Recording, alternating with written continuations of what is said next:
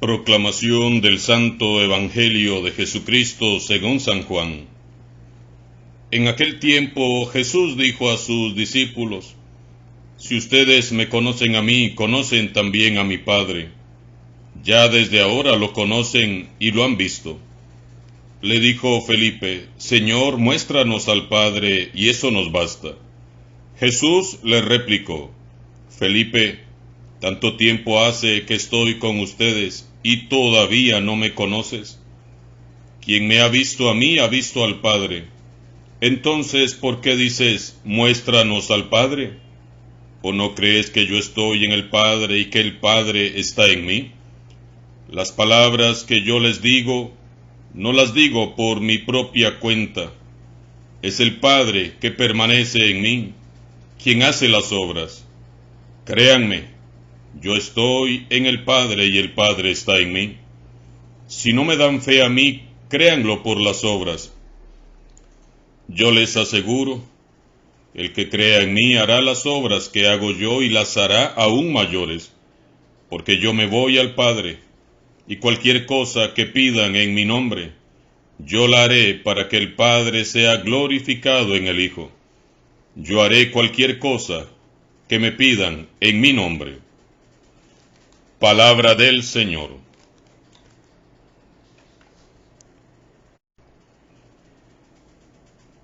Proseguimos hoy sábado, meditando el libro de los Hechos de los Apóstoles, y hoy vamos a conocer y meditar en las consecuencias que trajo consigo el discurso de San Pablo en la sinagoga de Antioquía de Pisidia.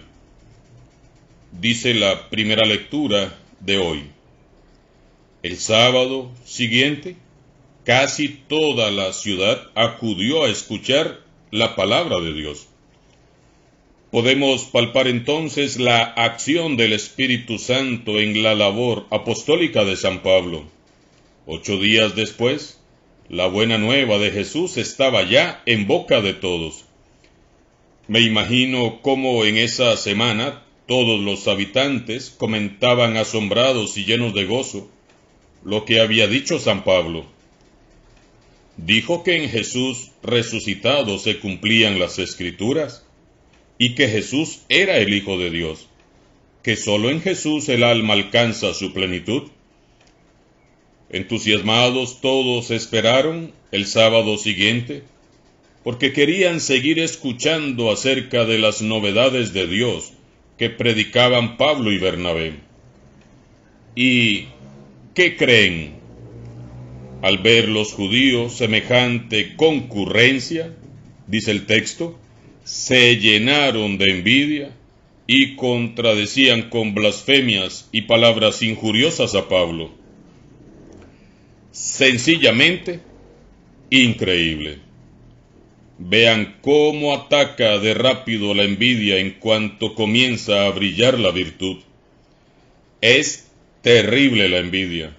Es un veneno letal que envenena el alma. Y la envidia es el arma eficaz que usa Satanás para atentar contra toda obra de evangelización. Personalmente he visto grandes proyectos, familias hermosas y comunidades enteras sucumbir por la envidia de una sola persona. La envidia, como decía aquel dicho, nunca es buena, mata el alma y la envenena. Ante las blasfemias y las palabras injuriosas, Pablo y Bernabé dijeron con valentía: la palabra de Dios debía de ser predicada primero a ustedes, pero como la rechazan y no se juzgan dignos de la vida eterna, nos dirigiremos a los paganos. Así nos lo ha ordenado el Señor. Al enterarse de esto, los paganos se regocijaron grandemente y glorificaban la palabra de Dios, y abrazaron la fe, y la palabra de Dios se iba propagando por toda la región. Entonces los judíos, muertos de envidia, se fueron a buscar a las mujeres piadosas de la alta sociedad y a los ciudadanos principales, y envenenándolos, provocaron una persecución contra Pablo y Bernabé, hasta expulsarlos de su territorio. Ni tan piadosas las señoras, ni tan creyentes los judíos. ¡Qué terrible! Pobres señoras piadosas y devotas, pobres ciudadanos distinguidos, solo fueron unos pobres títeres usados por el mal en contra de Pablo y Bernabé. Cuando todo parecía iba viento en popa en Antioquía, surge la envidia como una serpiente venenosa que se enrosca en los corazones y hunde sus colmillos venenosos, envenenando a los líderes que a su vez van y envenenan a las mujeres piadosas, que por lo que hicieron se ve que no eran tan piadosas, y a los ciudadanos distinguidos de la supuesta alta sociedad, que por lo que hicieron también quedaron muy por debajo, generando la división, la persecución y el aparente fracaso de la obra evangelizadora de San Pablo. Hermanos y hermanas, les ruego, nunca usemos ni el poder, ni el dinero, ni el prestigio social y el estatus moral para desprestigiar, deshonrar y desacreditar a quienes intentan instaurar el reino de Dios. Mucho cuidado con esas actitudes egoístas que nos convierten en enemigos de Dios, adversarios de Jesús y contrincantes de su evangelio. Mucho cuidado con calumniar y destruir la reputación de alguien por pura envidia. Nos libre Dios. Pidamos siempre a Jesús que nos dé un corazón manso y humilde como el de Él. Solo con un corazón como el suyo es que somos capaces de amar y hacer el bien siempre. Como consecuencia de esta persecución desatada en su contra, Pablo y Bernabé se marchan a evangelizar a otros pueblos paganos. Y ocurre entonces un viraje decisivo en la historia de la Iglesia. De la persecución nace la expansión de la buena nueva de Jesús. Ciertamente el pueblo de Israel era el elegido, es verdad, pero el pueblo no podía monopolizar la salvación de Dios. El Evangelio tenía que extenderse a todos los pueblos. Esto ya estaba previsto por Dios y así había sido anunciado por los profetas. Es el mandato de Jesús: vayan por todas las naciones. La fe en Jesús no es un privilegio reservado para unos cuantos, sino un don para compartir con todos. Así que meditemos en este día. ¿Cuál es mi actitud ante los esfuerzos del Papa Francisco y de la Iglesia para dirigirse cada vez más a los alejados? Me entusiasma la idea de ir a proclamar el Evangelio a las periferias, a los pobres, a los despreciados, a los marginados de esta sociedad. ¿O prefiero mantener mi fe en el confort y la comodidad del templo y de mis reuniones semanales? ¿Mi fe es un don de Dios, un regalo para el mundo, o es un privilegio que tengo reservado para unos cuantos?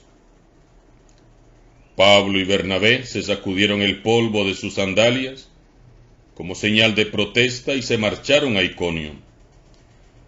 Ellos hacen lo que les había dicho Jesús. No llevarán el polvo de Antioquía pegado a sus sandalias, es decir, dejarán atrás lo sucedido. Y allá van Pablo y Bernabé solitos, perseguidos, calumniados, maltratados, humillados, avergonzados y expulsados, pero llenos de gozo y llenos del Espíritu Santo. Así vive un cristiano auténtico. Todo lo vive en el gozo, la paz y la alegría del Espíritu Santo, todo, hasta la persecución y el destierro, no en la amargura y el resentimiento, sino en la alegría del Evangelio. Qué bonito testimonio nos ofrecen estos dos grandes de la Iglesia. Ellos no se detienen a lamentarse las heridas, sino que prosiguen con toda dignidad propagando el Evangelio. En el texto del Evangelio que escuchamos hoy, la petición del apóstol Felipe, Señor, muéstranos al Padre, ofrece a Jesús la ocasión propicia para revelarnos su íntima unidad con el Padre. Prestemos atención. Dice el Evangelio: si me conocen a mí, también conocen a mi Padre. Quien me ha visto a mí, ha visto también al Padre. Quien ve a Cristo, ve al Padre Celestial. Jesús nos ha revelado el rostro misericordioso de Dios. Mirar a Cristo es mirar a Dios Padre. ¿Y cómo podemos ver a Jesús? Leyendo el Evangelio. Ahí podemos mirar y escuchar a Jesús.